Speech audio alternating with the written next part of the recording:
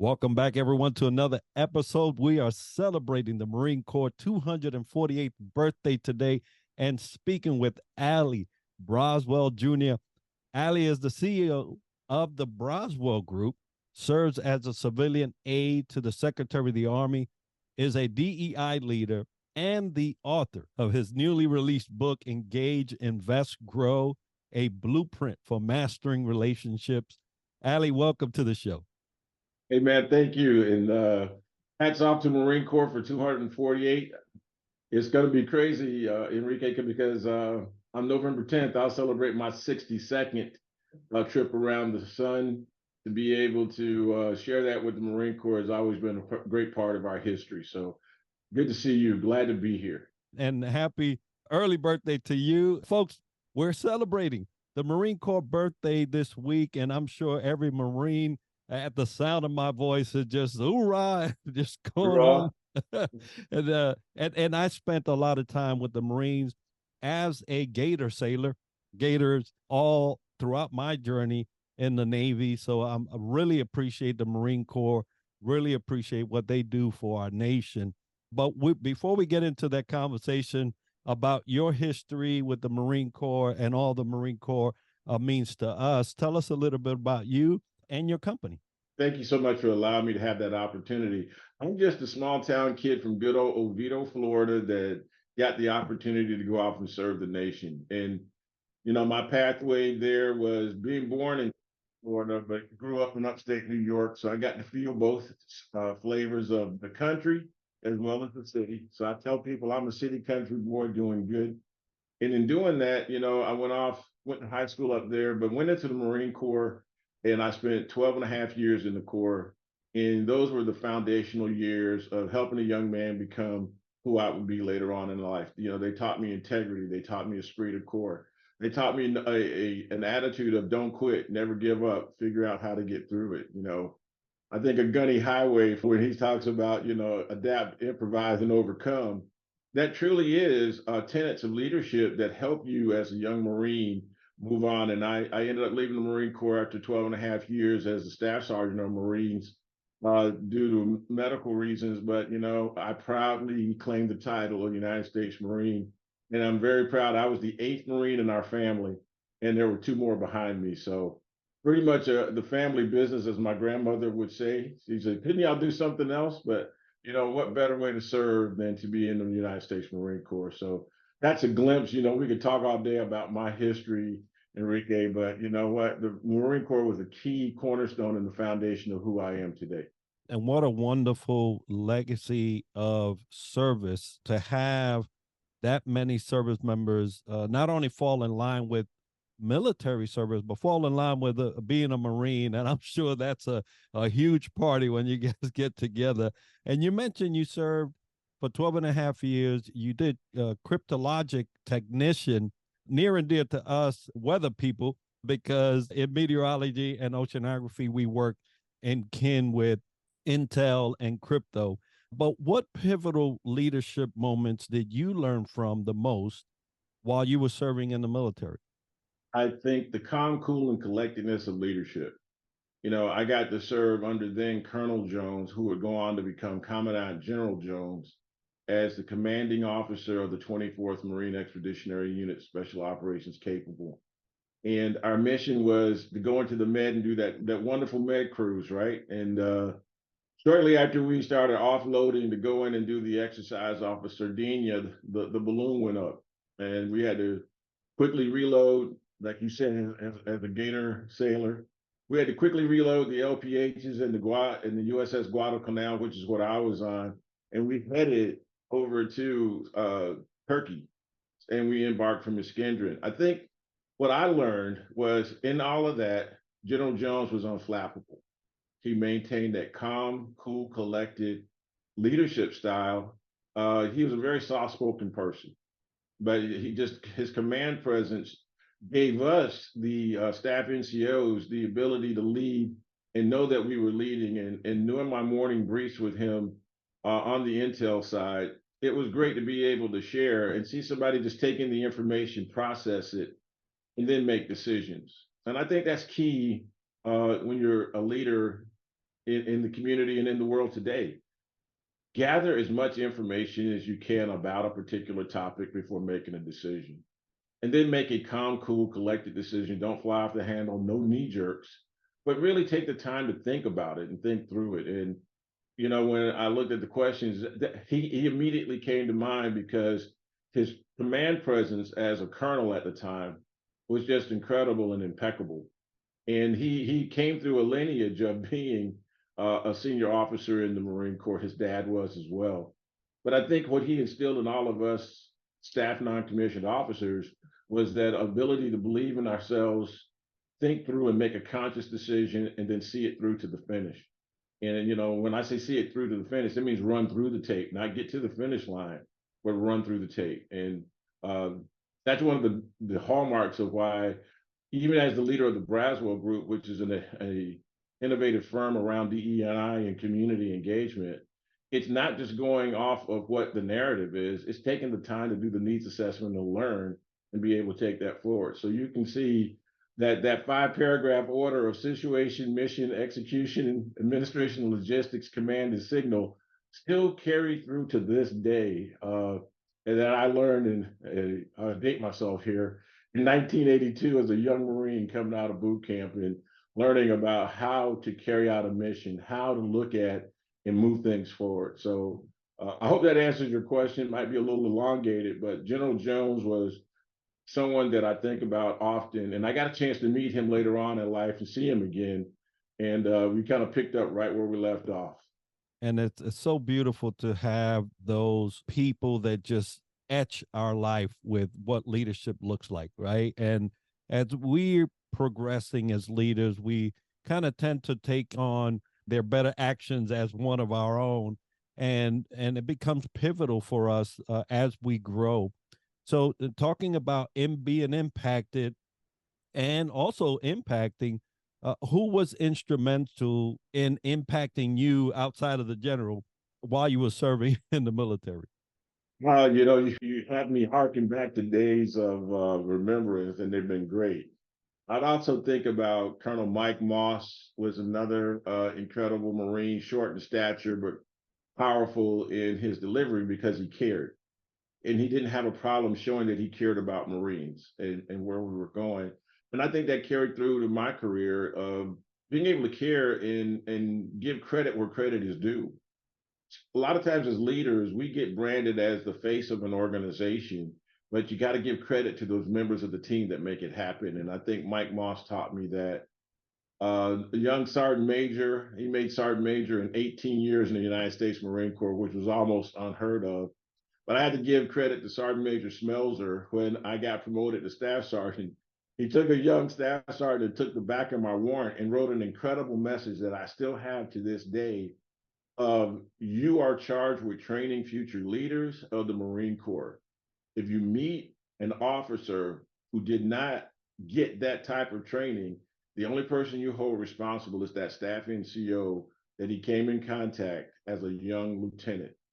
And those were the charges that these leaders gave to a young staff sergeant, again, a kid from Oviedo, Florida, that would lay the foundation of know myself. And I think I go back to the leadership principle: know yourself and seek self-improvement. Those principles that they gave us as leadership traits in the Marine Corps carried through and helped me do the things that I've been able to accomplish in my career. It's been stellar to have those types of leadership examples to pull from. I've also seen leaders that given me the wrong example, so you can say that's not what I want to be like. But those 3 gentlemen stand out in my mind as having made a remarkable impact on a young Marine. And I'd be remiss if I didn't bring up one other who was Lieutenant General, retired, and we just lost him last year, Vince Stewart. I met him when he was Major Vincent Stewart at headquarters company down at second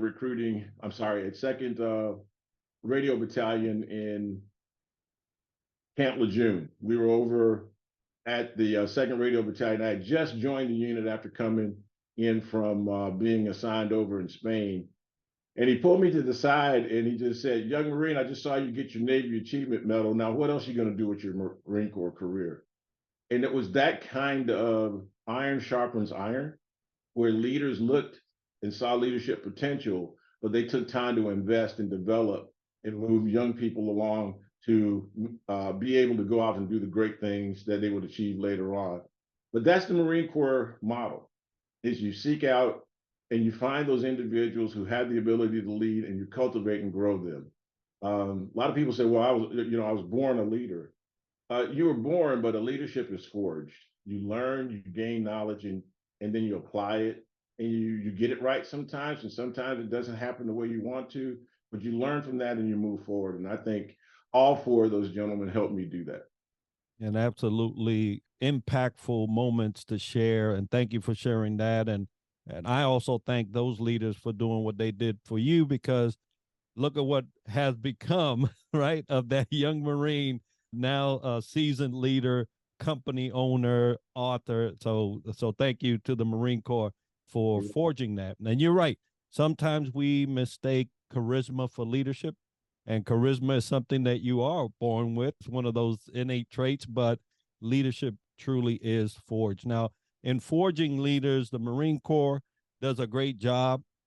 There are some times where that job is not as great, and you mentioned that goes across the services, but the Marine Corps has a future, right? And we're looking down a different future, right? Back in '82, back in '89, the landscape was different, deployments were different, the tools were different. Now we have a lot of electronics, a lot of capabilities that we did not back then. So, what do you think about the future of the Marine Corps?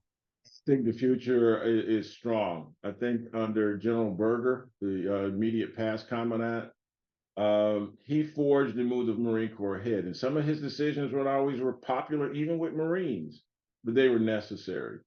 To bring in a total integrated corps to where everybody feels respected, appreciated, and valued, I think was General Berger's marching orders. And he did things to improve the corps. He laid the foundation for our future.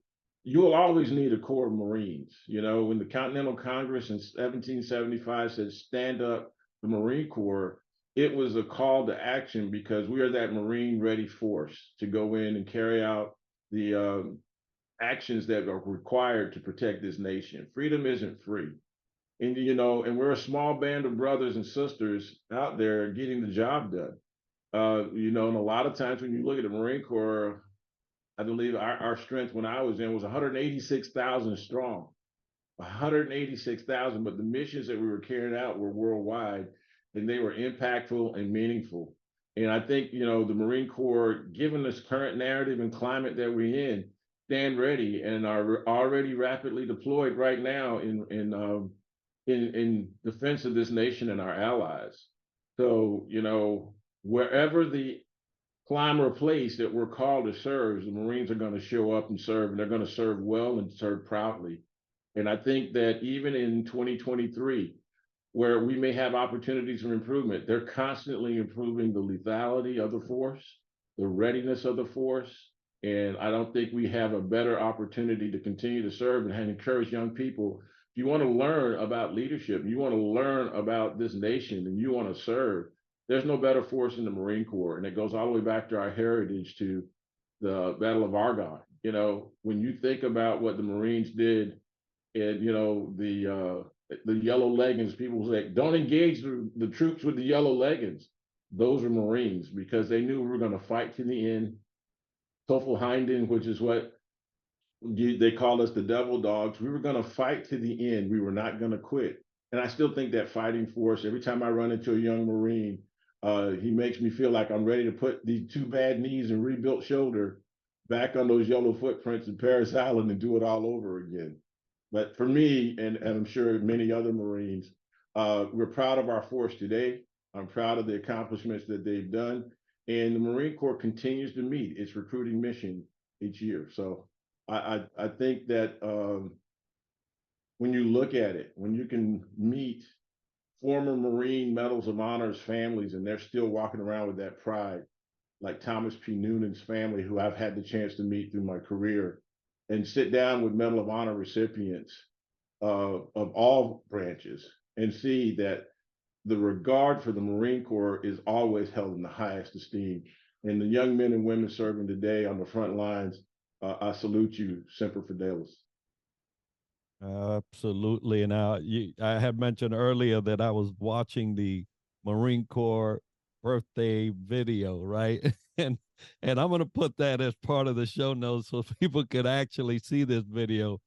You'll be inspired to know. And I was telling Allie, hey, once I was watching, I was like, man, I need to go back to 89 and re-up as a Marine. But it's one of those inspirational services everybody recognizes, right? They see that blood stripe, they see that uniform, they understand who's coming down the street. And so thank you for sharing that. Now, you were a leader, right? Staff sergeant. You mentioned the charge of the senior officers. Hey, you know, if you see a junior officer or you see other enlisted that need that guidance, give it to them, right? And they wouldn't put that charge on you unless you had some leadership capability. So, what leadership wisdom would you like to share that maybe you learned through the service that you would like to share with the audience today? Well, Enrique, I think the biggest thing that I learned during the Marine Corps in terms of leadership was the principle I shared with you. Know yourself and seek self-improvement. You know, constantly check yourself. There used to be a mirror at the hatch, as we called it in the Marine Corps, when you're getting ready to leave the barracks. You had to check that gig line, and I never will forget the words that said, if someone accused you of being a United States Marine, would there be enough evidence to convict you? And I live by that. It's that creed of, you know, I wanted to make sure that I got convicted and found guilty of being a Marine. So it was in my attitude, it was in my anticipation of being involved and engaged. And I think what we look at now is having the right attitude takes you a long ways. If you have the right attitude, especially as leaders, you got to be able to listen to conversations from your teams, learn from them, and then lean in and lead the way. And I think that's what the Marine Corps taught me was how to, even as a young corporal, how to get up and move from being an introvert. I know you probably can't believe that. Move from being an introvert to being the leader that I needed to become in order to be able to lead a platoon of Marines or squad or my section as a signals intelligence analyst. Being able to find that inside of yourself and being able to move forward came from listening intently to the leaders who were before me, learning from the conversations, and then when given the opportunity to lead, lean into leadership and not run away from it. And leaning in is also being able to, sometimes you got to take the staff sergeant chevron off so that you can listen to the troops and understand that that Lance Corporal with 5 years, because he may have gotten into some trouble as a young sergeant and gone back a couple of grades, may be able to help you understand how to do your job. But you also build rapport, you build a relationship with those young people. And then when you do get to that role of leadership, there's a respect and an acknowledgement that you are worthy of wearing the titles that you're given. But by no means do you ever let the titles take over. It really is truly about what's in your heart, what's in your core, what's in your leadership potential, and then developing that. And I think what you do through this podcast is continue to infuse elements into leaders to develop them to continue to grow. And I had a master sergeant tell me one time when I was called a subject matter expert. He said, "Be careful of that, Braswell." He said, "Because when you call you an expert, that means you're dated. Because trust me, things that you knew a month ago have changed in the situation just yesterday." And I'll never forget Pop when he told me that.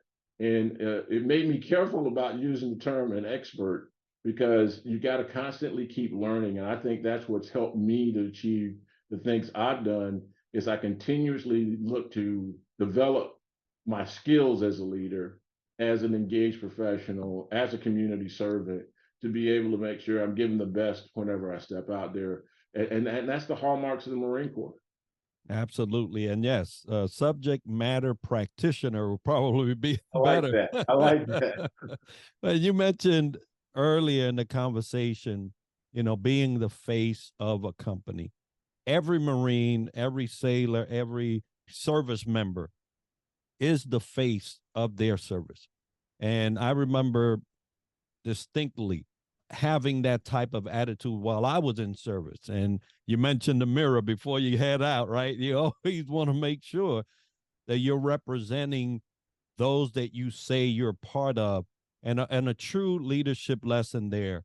And a question most leaders, if you can, ask yourself: are you the face of your company today, or whose face are you? Because that really is the question sometimes from day to day. You also mentioned the Marine Corps, their retention and enlistment type of goals.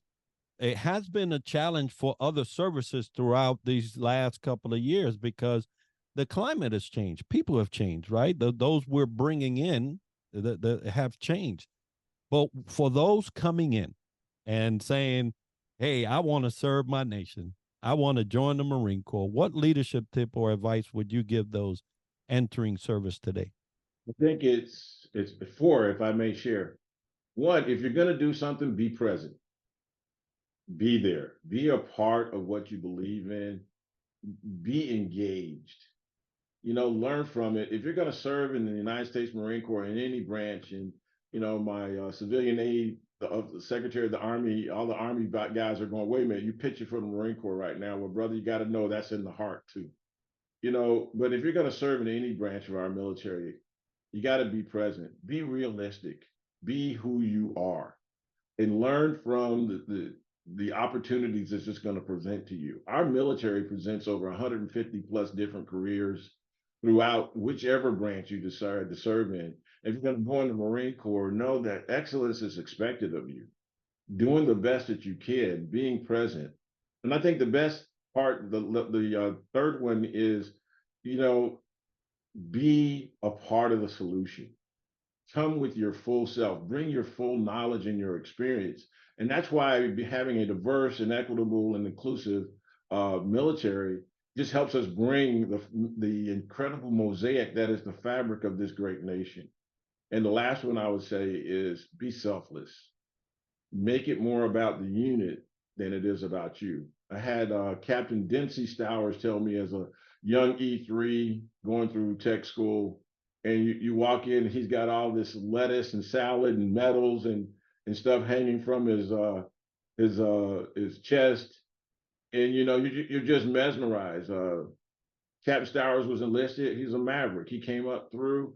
And when I met him, he had served in Vietnam, and this was in the early 80s, and he was still on service. What Captain Dempsey Stowers shared with me is something I carry forward to this day. He was like, Braswell, none of these medals on my chest did I earn.